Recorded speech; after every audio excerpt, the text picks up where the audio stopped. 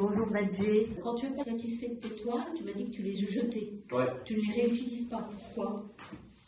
Parce que je trouve que, en fonction de comment j'ai avancé sur la toile et comment je me suis débattu dessus, je trouve qu'à un moment, la toile, elle a donné un peu son maximum et j'ai besoin quand même de la spontanéité, de la fluidité de la peinture.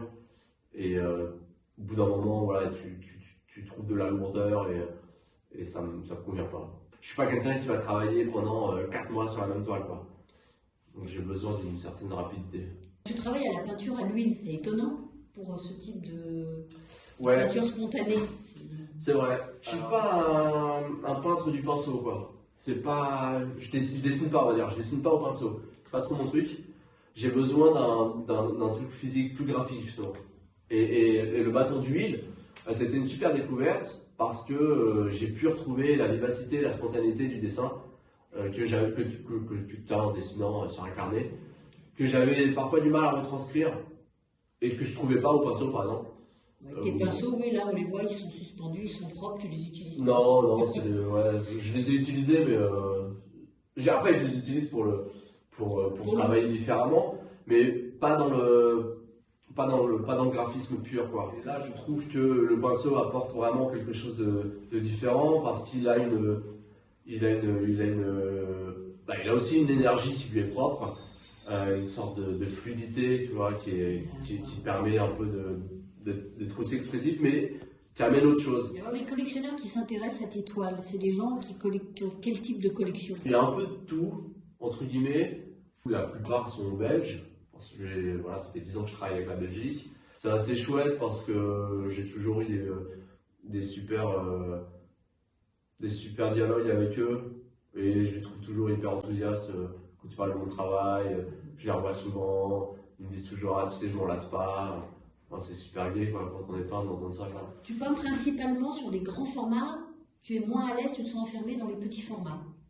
Ce qu'on appelle la monumentalité de la toile, elle est, je pense, indépendante de la taille. Alors, c'est évidemment beaucoup plus facile d'être monumental sur des toiles qui font 5 mètres, mais l'enjeu est de trouver cette monumentalité dans des petits formats, parce qu'en fait, je pense que tu obtiens la monumentalité par des schémas de proportion.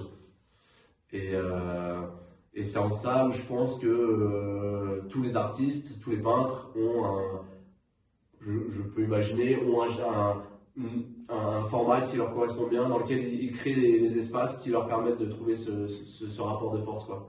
Avoir de la puissance dans une toile qui fait 50 par 50, c'est super difficile. Il y en a qui font des encore plus petits formats. Ouais, clairement. Et parce que voilà, c'est un peu traite. C'est vrai que quand on fait des énormes formats et qu'on se retrouve face à ce format-là, évidemment qu'il y a quelque chose de monumental, parce qu'il y a un rapport entre toi qui regarde cette toile qui fait 5 mètres, il y a un truc monumental, mais l'enjeu c'est de retrouver ça sur des petites toiles et c'est très difficile. Pour moi, c'est très difficile. Par exemple, Soutine, le peintre extraordinaire, faisait des toiles qui n'étaient pas très grandes et qui étaient extrêmement puissantes, je trouve. Tout à fait, ouais. C'est fantastique travail, quoi. Si tu devais les mettre en musique, tes toiles, tu mettrais quoi comme musique pour les accompagner? C'est un peu facile de dire ça, mais évidemment que dans le jazz, il y a ce côté imprévisible, un petit peu énergique et qui est très spontané, que je pense pas très très loin non plus de la musique classique. J'écoute beaucoup de jazz et de musique classique quand je peins.